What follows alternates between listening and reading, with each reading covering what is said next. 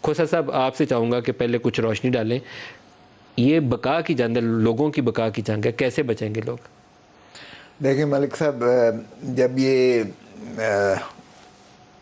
محترم عمران خان صاحب کی حکومت امپورٹڈ تھی، آئی لائی گئی جو بھی ہے چلیں باہر کا، ہم نے on the floor of the house محترم آصف علی زرداری صاحب نے کہا کہ آئیے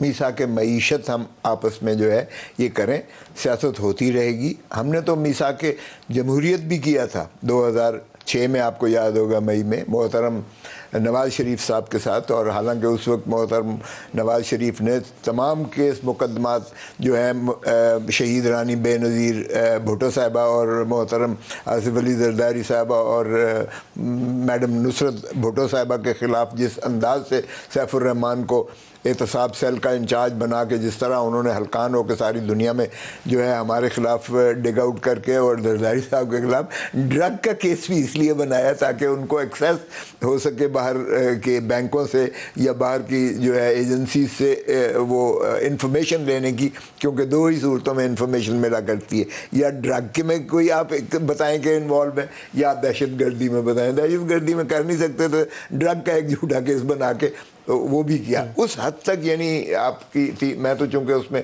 وکیل رہا، ہم ایک عدالت میں پاکستان کی کوئی جیل نہیں تھی، کوئی عدالت نہیں تھی، بینچوں پہ بی ابھی کیا کریں سر جہاں آج کھڑے؟ ابھی بھی کوئی ایسا فرق نہیں ہے مجھے محسوس ہو رہا. Again we are back to square one. دیکھیں بات یہ ہے کہ ہم نے وہاں بھی اس وقت بھی بڑے پن کا پیپلز پارٹی نے ثبوت دیا. رانی شہید بے نظیر بھٹو صاحبہ نے میثاق جمہوریت کا دستخط کیے وہاں اور کہا پاکستان جو ہے نفرتوں کا متحمل نہیں ہے. خدا را آئیے مل بیٹھ کر ہم جو ہے پارلیمان کو بھی چلنے دیں، مدعو نہ کریں ایجنسیز اور دوسری قوتوں کو جو غیر جمہوری قوتیں ہیں ان کو بھی ہم اندر نہ آنے دیں. جو بھی حکومت آئے وہ 5 سال اپنے پورے کرے، مثبت سیاست کریں گے، اپوزیشن کریں گے. یہ تمام چیزیں چارٹر آف ڈیموکریسی میں لکھی ہوئی ہیں. ہم نے اس پر عمل کیا، لیکن بدقسمتی سے ہمیں وہ رسپانس نہ ملی. آپ دیکھیں کہ ہم نے جب 18ویں ترمیم کی تو صوبائی خود مختاری دی، جو کہ 1973 میں ہی انویژنڈ تھی، اس کو ڈیفر کیا گیا تھا معروضی حالات کی وجہ سے، کہ اس وقت کے معروضی حالات یہ تھے کہ وفاق کو مضبوط ہونا چاہیے، چونکہ 2 لخت ہو چکا تھا پاکستان. فوج جو ہے 93,000 فوجی ہندوستان کی قید میں تھا اور 5,000 لیکن تھا. یہ جو بندہ بھوکیا تم مار رہا ہے نا، وہ اس کو تو نہ 18ویں ترمیم سمجھائے گی، نہ آپ کی COD سمجھائے گی. بالکل آپ ٹھیک کہہ رہے ہیں.